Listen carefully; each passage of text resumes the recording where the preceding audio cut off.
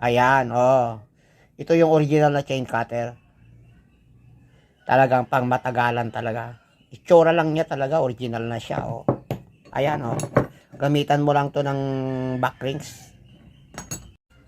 Kung kailangan mo ng chain cutter, yung ganitong bilhin mo. Ito, di ba? Original 'yan. Oh, makapal 'yan. Wala kang masabi diyan. Oh, di ba? Kasi ito, madaling gamitin. Original ito. Gawa ito sa US. Bakit ko sinasabi na ganito ang bilhin mo?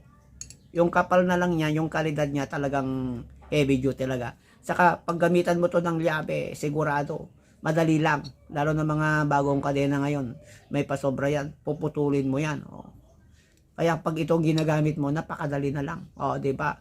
Yung maninipis kasi na ginaganyan mo, masakit sa kamay yon, masakit sa muscle sa kamay. Kailangan mo ng karton o ano yan para makon mo yan. Pat pinipilit mo yung masakit yung kamay. Ito, oh, hindi na. Kasi labi na yan, oh, pahaba yan, oh, mahaba itong labi. Ganyan mo lang, oh. Oh, di ba? Putol yung kadena. Hasan yung kadena dito, ito, oh. Putol talaga. Oh, di ba? Kung kailangan mo ito, nasa yellow basket ko. Saka kailangan mo talaga to kung may motorsiklo ka. Sayang lang. Kung napaka-basic lang na trabaho yung magputol ng kadena. Kaya kung ako sa'yo, kada tropa, nandyan sa yellow basket ko, check out mo na. Murang-mura lang ito. Huwag kang mag-alala. Yung pin niya, hindi basta-basta nasisira yan.